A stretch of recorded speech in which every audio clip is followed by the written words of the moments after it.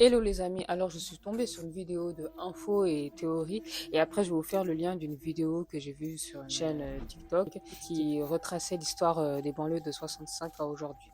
On écoute la vidéo et après on fait le débrief après. L'école ne t'apprend pas ça, mais moi je vais te le dire. En 2014, un chercheur du nom de Vincent Woodard a révélé une vérité choquante dans son livre. En fait, il a fouillé dans des archives et analysé les témoignages d'anciens esclaves pour découvrir un truc tout juste dégueulasse. Les corps des esclaves noirs étaient parfois mangés par les colons. Pendant longtemps, on a cru que les récits de cannibalisme étaient exagérés, mais en regardant les documents de plus près, on trouve des trucs flippants. Des esclaves racontent que la peau était utilisée pour fabriquer des chaussures et des sacs à main, que les cheveux servaient à rembourrer des matelas. Certains maîtres faisaient même manger aux esclaves des morceaux de leurs propres compagnons comme punition. L'histoire de Nat Turner, un esclave qui s'est rebellé en 1831, en est un exemple révélateur parce qu'après son exécution, sa chair a été transformée en graisse médicinale, c'est-à-dire Voilà, donc elle raconte qu'un certain chanceur, Monsieur Woodard, a découvert des choses et a mis dans son livre qu'il a sorti récemment que des propriétaires prenaient la peau des esclaves et s'en servaient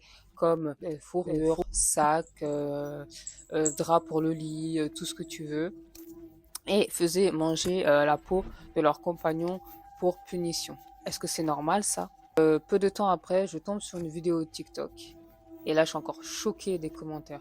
On laisse la fille terminer et puis après on fait le débrief de la vidéo. médicinale, c'est-à-dire à quel point cette folie allait loin. Mais tu vas me demander pourquoi ces histoires sont-elles effacées des livres d'histoire? Parce que souvent à l'école, on nous raconte juste que la traite négrière se résumait à forcer les noirs à travailler, alors qu'en fait c'est beaucoup plus dégueulasse que ça. Et bien ce silence s'appelle tout simplement le whitewashing, c'est le fait de réécrire l'histoire pour la rendre plus acceptable, en minimisant les crimes et en effaçant certaines vérités. Exemple, l'esclave Nat Turner, d'ailleurs c'était pas son nom, hein, parce qu'on prenait les esclaves, on les vendait évidemment, on va dire que c'est les noirs qu'on vendu, mais nous, même si on vendait les nôtres, on les traitait bien.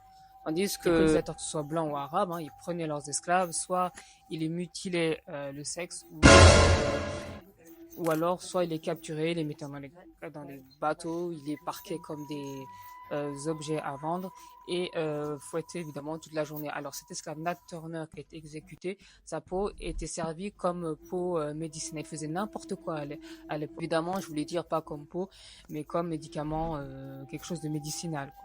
Voilà, en Grèce médicinale. Alors quand je tombe sur une vidéo TikTok, l'histoire de banlieue de 65 aujourd'hui et que ça s'est dégradé avec le temps parce qu'il y a eu des émeutes, les banlieusards se sont rebellés, bah, à force que quand ton parent te dit que oui, les blancs on fait ça à nos aïeux, on fait ci, on fait ça et que tu entends cette histoire et que vous